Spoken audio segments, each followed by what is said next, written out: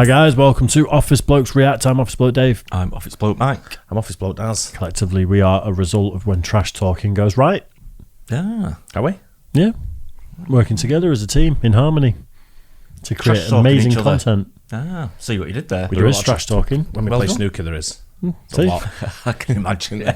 So for a change, Just a bit. for a change, one of my intros actually worked and makes sense. No, it No, did. I didn't get it. There's always No, I one. did, Dave. You've got Alzheimer's though. You got them both. Anyway, yeah, we are the Office Blokes, and our gaming channel is live now. So head over to Office Blokes Game, like and subscribe, all that good stuff. Can you imagine if eventually we got a second silver play button, but for a different channel? That'd be really and then we nice. could actually have some symmetry. Because it Yeah. drives me mad that it's not symmetrical. Needs evening up, doesn't it, I think? It needs. Yeah, better that. It does. Anyway, when trash talking goes horribly wrong. Go on. That's it. That's all I've got to say Yeah. about that. Should we do it?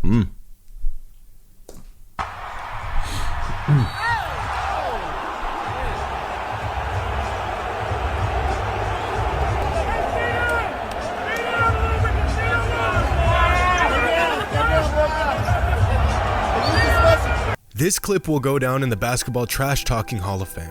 Not because Devin Booker's trash talking worked, not because he actually backed it up or anything, but because of the absolute obliteration that was to follow. Devin Booker did not know it at the time, but this is where it all ended. A video taken moments before disaster.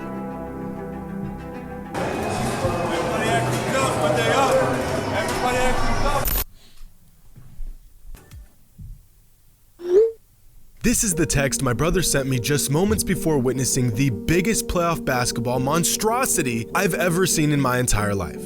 I didn't believe him, so I had to tune into the game myself. And sure enough, there it was. Oh boy. In what world is this even possible? A record-breaking 64-win Suns team, fully healthy, is getting dog-walked in a Game 7 with their season on the line. Okay, well, I wasn't able to watch the first half, so I'm assuming those measly 27 points had to have come from Chris Paul and Devin Booker. I mean, there's no way they just didn't score. So, after all that trash talking, all that hooping and hollering, after going up 2-0 in the series, this was the best the Suns had to offer? A couple weeks ago, I made a video about how the Nets, and specifically Kevin Durant, had one of the worst playoff meltdowns in recent history. But, we got a new contender. Of all the players in this year's playoffs, Chris Paul had possibly more to prove than anyone else. After a career of bad luck and, quite frankly, bad playoff performances, NBA fans were eager to see if he could lead his team to the NBA Finals again and redeem himself for their collapse last season against the Bucks. But at this point, we should have known better. Fool me once, shame on you. Fool me twice, shame on me. Lose an NBA record 7 consecutive Game 7s, and shame on everyone. Why am I even watching at this point? But it's one thing for Chris Paul to fall apart in a Game 7. For one reason or another, he's been doing it his entire career. But the entire Suns roster, how does the 1 seed, the best regular season team in the NBA, fall apart this badly with their season on the line? In the first half of Game 7 against the Mavericks, the Suns' starting 5 combined for 15 points on 29 shots. Luka Doncic, by himself, had 27 points on 12 shots. Chris Paul and Devin Booker combined for a whopping 3 points in the first half. 3 points. Even worse. 3 points for 11 shots between the two of them. Yeah, for 11, 3 points between the two of them, yeah, but you're talking in a half the two of the best ballers in the league. Yeah. You know what I mean? So it's pretty abysmal. Yeah. It's bizarre, isn't it? Where's the trash talking though? Don't know. I'm thinking that's what caused it. Because Luka Doncic is one of the best in the league, isn't he? Right, so someone's just riled him up Possibly. by giving him Right. shit. Those 3 points came from the foul line. Neither of them made a single shot. By the end of the game, the Suns starting 5 mustered up just 37 points in 143 minutes on the court. Luka put up 35 points in just 30 minutes. I don't think I've ever seen an NBA game in my entire life that was over halfway through the second quarter. The only reason why Luka didn't drop a 50-point triple-double on these boys was because the man was on the bench by the third quarter, prepping for the Warriors in the next round. In this series featuring the Suns and the Mavericks, Luka had more points than pure scorer Devin Booker, had more assists than league-leading assist man Chris Paul, had more rebounds than 7-foot center DeAndre Jordan, and had more steals than Defensive Player of the Year runner-up Mikal Bridges. The man beat the Suns so bad, the franchise had to write an apology letter to their fans. Devin Booker spent the 2022 NBA season building a solid MVP campaign, having the best season of his career. And yet, somehow, when it mattered most, Booker put together the worst playoff game of his entire career. The man didn't even put up a fight. It's like there's no fire in him. He's not rising up in these big games. And this big game mentality is what separates guys like Luka and Giannis from others. Sure, these guys are vastly more talented than their peers, and that definitely helps. But just as valuable as their skill set and physical tools is their will to win. Luka Doncic would rather die trying than lose a Game 7 like this. The man won't back down to anyone, and he has the game to back it up. I mean, seriously, is there anything better in sports than a superstar who plays better under pressure? A player that can take the trash talk, spit it right back, and make you regret it. Luka said it best after their Game 5 loss against the Suns.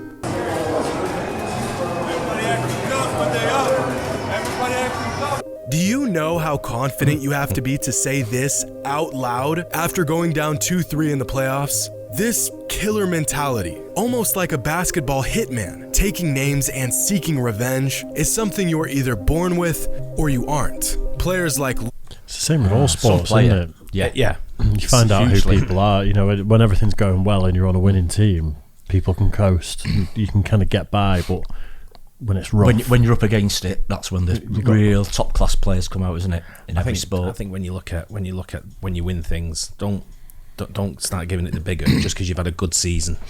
Yeah, because that season could be as soon as you're out, the season's over and you're done. Yeah, and then you move on to next season. If you can't put together them stats in the next season and take your team into the the playoffs or the finals or whatever it may be, into the ultimate winning prize. Yeah, whether it be a cup or a trophy, whatever, a league. Yeah. You're nothing. You're nobody. Exactly. Don't give a shit how good you think you are.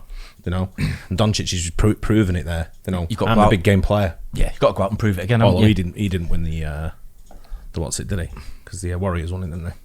So they went out in the next round. Right. Okay. Right. Warriors, Okay. whenever it was. Unless it was this. I'm guessing this wasn't this season. I'm not sure what it was. Yeah.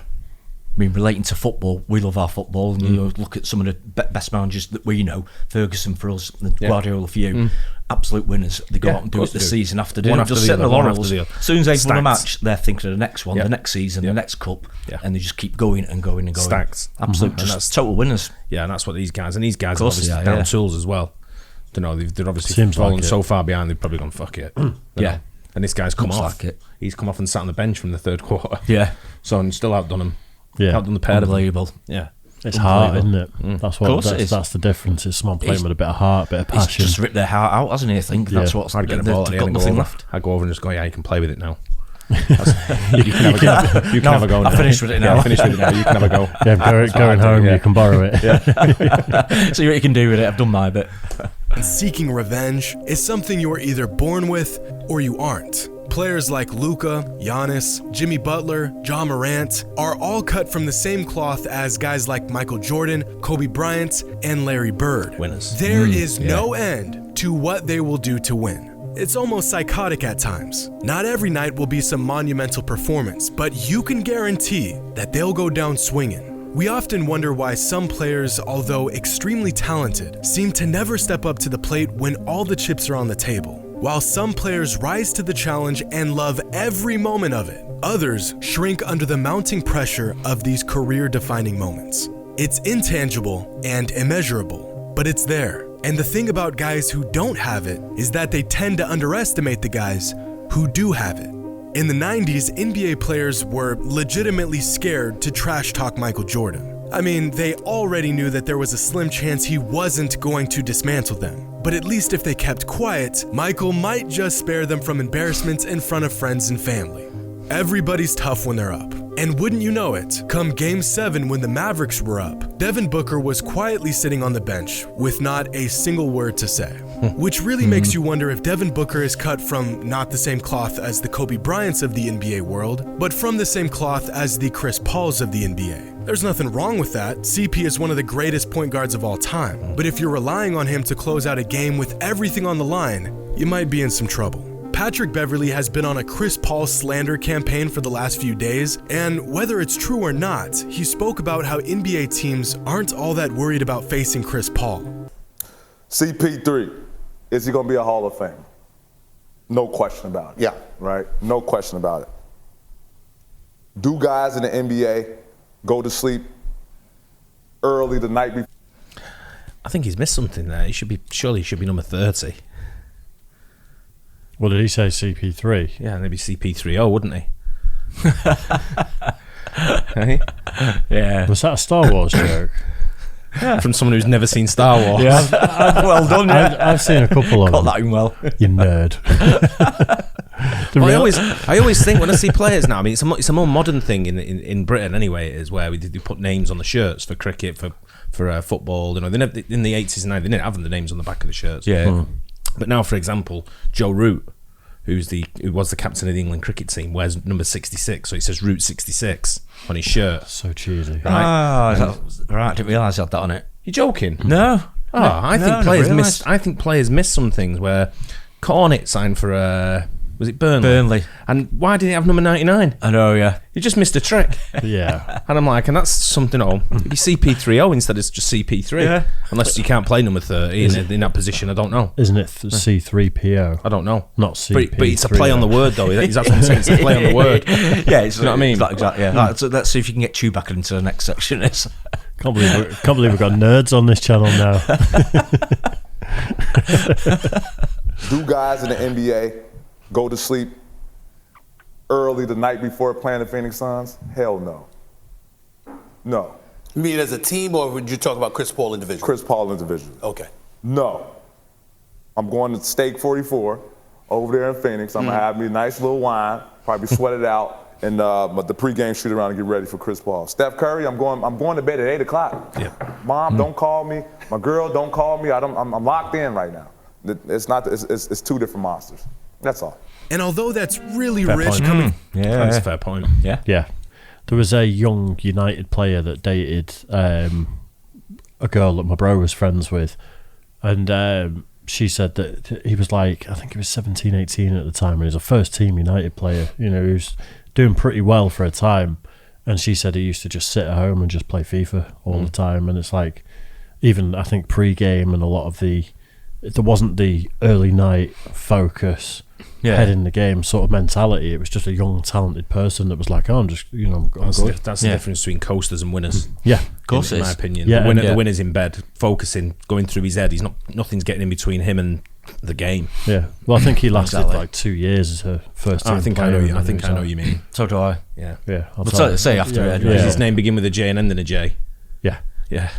JJ. Yeah. Nice JJ Fish. JJ Fish. Yeah. I don't know who he is then. a guy who spent the last 8 years getting spanked by Chris Paul, I think there's probably a lot of truth to what he's saying. Chris Paul just doesn't have that hitman mentality that other greats have, and Devin Booker may not have it either. This whole Game 7 collapse, and even going back to last year's finals, reminded me of that clip from a couple years ago where Devin Booker was complaining about getting double teamed at an open gym. Instead of embracing the challenge, he became frustrated with it. Instead of welcoming the double team to enhance his game, he complained about it. Some fans often say Devin Booker is the closest thing to Kobe Bryant in today's NBA. But don't get it twisted, because you want to know what Kobe Bryant said when he was getting double teamed?